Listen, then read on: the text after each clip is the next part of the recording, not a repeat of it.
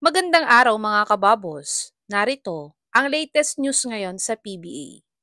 Coach Yang Giao, masaya kahit natalo sa TNT dahil nakakuha ng learning experience. At Converge, may backup import na kinuha pag hindi available si Howard sa Commissioner's Cup.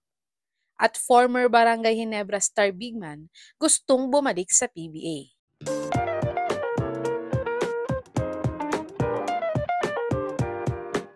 Tinalo nga ng TNT ang rain or shine ng 18 points win sa Game 5 nila sa score na 113-95. At dahil dito ay naka-advance na sa PBA Finals ang TNT ngayong Governor's Cup.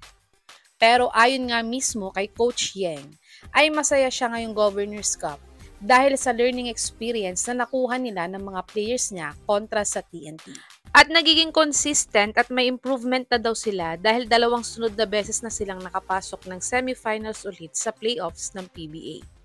Sayang nga lang daw at wala ang veteran rookie niyang si Kaylan Chongson dahil kung kasama daw sana si Kaylan ay malaking tulong sana siya sa pag-stop sa super import ng TNT na si Rondae Hollis Jefferson.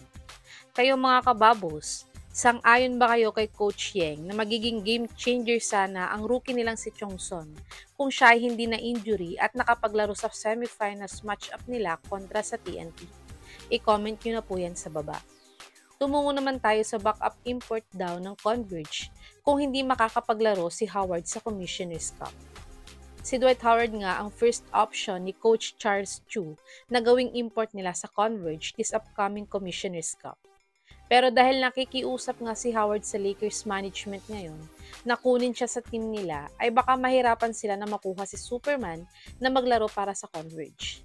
Kaya't ayon nga sa reliable source na to, ay ang former import nga ng SMB na si Chris McCullough ang target ng Converge na gawing backup import nila.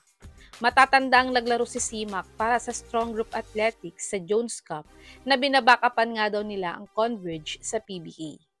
Okay naman ang performance si McCullough sa Jones Cup dahil siya pa nga ang naging MVP sa tournament na to.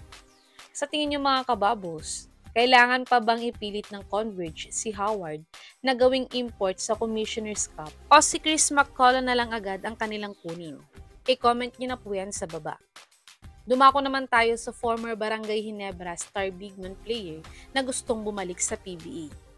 Ayon nga sa source na to, ay binabalak nga daw na bumalik ng 4 times PBA champion at former Ginebra star bigman na si Greg Slaughter sa PBA. Ito ay matapos nga ang disappointing first round exit ng team niya na Manila Stars sa MPBL 6th season playoffs. Pero nasa may batang pair pa din ang rights ni Greg Zilla pag bumalik siya sa PBA. Sa tingin niyo mga kababos, saang team kaya nababagay mapunta at magagamit talaga ng husto si Greg Zilla pag bumalik siya sa PBA? I-comment niyo na po yan sa baba.